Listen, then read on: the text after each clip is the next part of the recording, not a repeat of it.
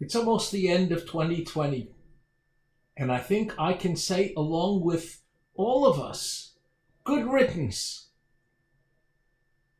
Is there anything we can personally do to salvage some goodness out of this year?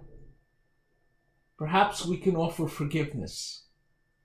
We Jews are big on forgiveness. Our holiest days of the year, Rosh Hashanah and Yom Kippur, are dedicated to it. In our weekday Amida prayer, 3 times a day, we ask God to forgive us.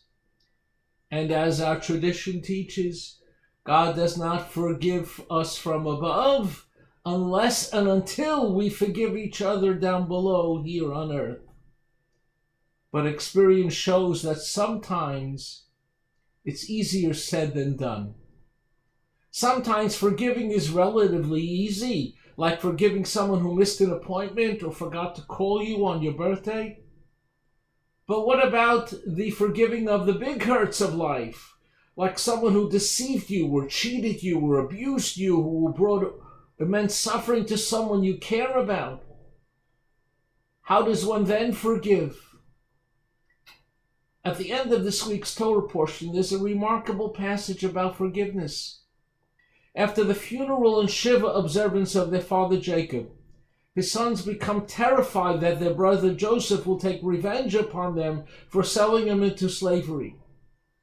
They tell Joseph, "Your father gave orders before his death, saying, 'Thus shall you say to Joseph, please forgive the spiteful deed of your brothers and their sin, for they have done you evil.'" When Joseph heard those words, he cried. He realized that his father Jacob never said this. When his brothers flung themselves before him, saying, "We are ready to be your slaves," he understood the pain and fear his brothers were feeling. In an act of unbelievable compassion, he tells them, "Fear not, for am I in place of God? Although you intended me harm, God intended it for good in order to save many lives. So fear not. I will continue to sustain you and your children." And the Torah adds these remarkable words. Joseph comforted them and spoke to their heart. How could Joseph be so forgiving? His brothers threw him out of the family and kept him from his father and close brother Benjamin for over 20 years. No wonder the sages called him the righteous one.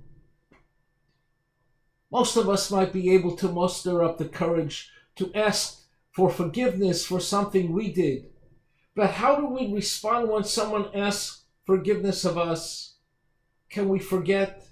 Can we forgive? Must we forgive?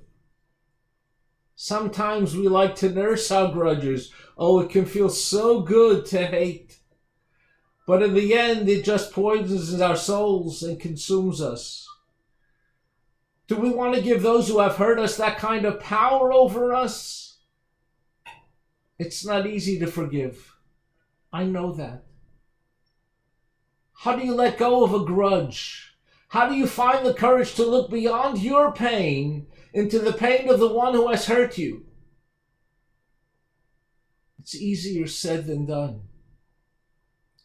My friends, here's the secret of forgiveness. When you try to understand the wounds of those who have hurt you, when you try to understand what in their life brought them to behave that way, then and only then can you begin to remove the arrows from your heart. Unless you want to continue to feel pain, you need to work at forgiving. Not for the sake of the one who hurt you, but for your own sake. So let's bring some last-minute goodness to 2020 by ending it on a forgiving note. Think of 1 or 2 people who have hurt you, a hurt where you still feel that pain, and forgive them. Not because they asked you, but because you no longer need to feel that pain. To do otherwise is not good for the liver, in both senses of the word. Have a great Shabbos and a blessed secular New Year.